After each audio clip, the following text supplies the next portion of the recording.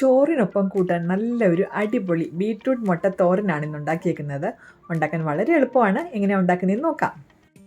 അതിനായിട്ട് ഒരു കടായി അടുപ്പത്ത് വെച്ചിട്ട് അതിലേക്ക് കുറച്ച് വെളിച്ചെണ്ണ ഒഴിച്ചു കൊടുക്കാം.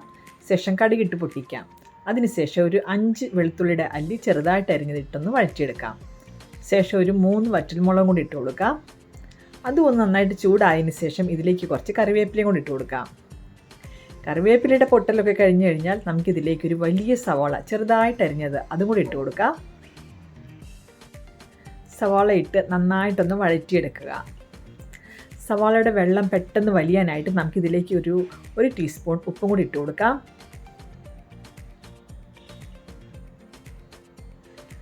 ഉപ്പിട്ട് നന്നായിട്ടൊന്ന് ഇളക്കി അതിൻ്റെ ആ വെള്ളമൊക്കെ ഒന്ന് വലിഞ്ഞ് നന്നായിട്ടൊന്ന് വഴന്നതിന് ശേഷം നമുക്കിതിലേക്ക് ഒരു 4-5 പച്ചമുളക് കീറിയതാണ് ഇട്ട് കൊടുത്തേക്കുന്നത്. അതും ഇട്ട് നന്നായിട്ടൊന്ന് ഇളക്കുക. പച്ചമുളക് കീറിയോ അല്ലെങ്കിൽ ചെറുതായിട്ട് അരിഞ്ഞോ എങ്ങനെ വേണേലും ചേർക്കാവുന്നതാണ്. ഇനി ഇതിലേക്കൊരു 1/4 ടീസ്പൂൺ മഞ്ഞൾപ്പൊടി ഇട്ട് കൊടുക്കാം. വീണ്ടും നന്നായിട്ടൊന്ന് ഇളക്കി യോജിപ്പിക്കാം. നമ്മുടെ ഉള്ളിലേക്ക് നന്നായിട്ട് വഴന്നിട്ടുണ്ട്. ഇനി ഇതിലേക്ക് നമുക്ക് ചെറുതായിട്ട് അരിഞ്ഞു വെച്ചിരിക്കുന്ന മീഡിയം സൈസിലുള്ള 2 ബീട്രൂട്ടാണ് ഇട്ടേക്കുന്നത്.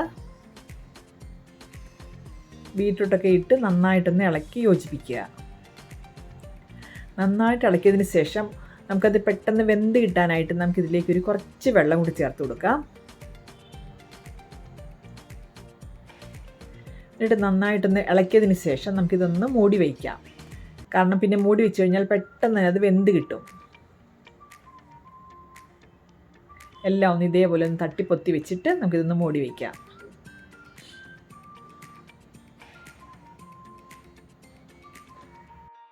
ഒരു 4 മിനിറ്റിന് ശേഷം നമുക്കിതൊന്ന് തുറന്ന് നോക്കാം.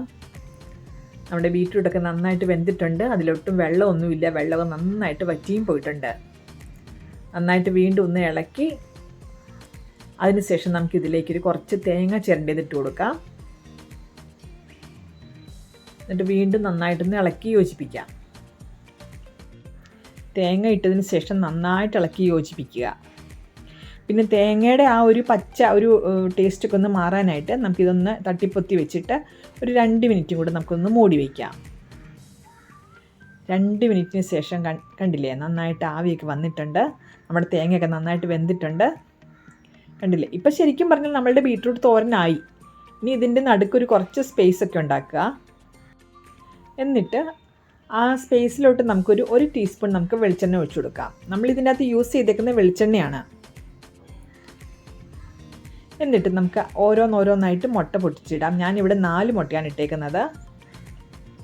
ഇനി മുട്ടയ്ക്ക് ആവശ്യമായിട്ടുള്ള കുറച്ച് ഉപ്പും കൂടി ഇട്ട് കൊടുക്കാം. ഒരു തുള്ളി മഞ്ഞൾപ്പൊടിയും കൂടി ഇട്ട് കൊടുക്കാം.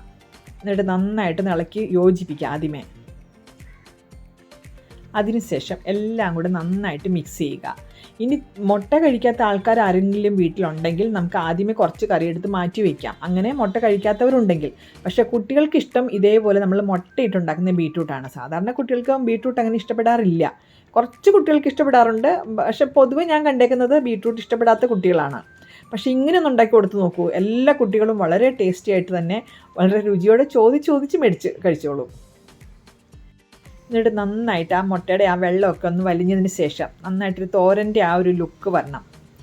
നന്നായിട്ട് എല്ലാം വിട്ട് നിൽക്കണം. ആ രീതിയിലായി കഴിയുമ്പോൾ നമുക്ക് സ്റ്റൗ ഓഫ് ചെയ്യാം. ഇപ്പോൾ കണ്ടില്ലേ, നല്ല അടിപൊളി നമ്മുടെ ബീട്രൂട്ട് മുട്ട തോരൻ റെഡി ആയിട്ടുണ്ട്. ചോറിനൊക്കെ കൂട്ടാൻ നല്ല അടിപൊളി ഒരു കറിയാണ്. ഇനി നമുക്ക് സ്റ്റൗ ഓഫ് ചെയ്യാം. കുറച്ച് നേരം ഇങ്ങനെ തുറന്ന് തന്നെ വെച്ചേക്കാം. കണ്ടില്ല, നമ്മുടെ അടിപൊളി ബീട്രൂട്ട് തോരൻ റെഡി ആയിട്ടുണ്ട്. നിങ്ങൾക്ക് എൻ്റെ വീഡിയോ ഇഷ്ടപ്പെട്ടെന്ന് തന്നെ കരുതുന്നു. നിങ്ങൾക്ക് എൻ്റെ വീഡിയോ ഇഷ്ടപ്പെടുകയാണെങ്കിൽ ലൈക്ക് ചെയ്യാനും ഷെയർ ചെയ്യാനും സബ്സ്ക്രൈബ് ചെയ്യാനും മറക്കരുത്. നാളെ വീണ്ടും വേറൊരു വീഡിയോ ആയിട്ട് വരുന്നതാണ്. എല്ലാവരും ഉടനെ തന്നെ ഈ ബീട്രൂട്ട് തോരനൊന്ന് ഉണ്ടാക്കി നോക്കണം. എന്നിട്ട് എല്ലാവരുടെ അഭിപ്രായം ഉറപ്പായിട്ട് എന്നെ എഴുതി അറിയിക്കണം.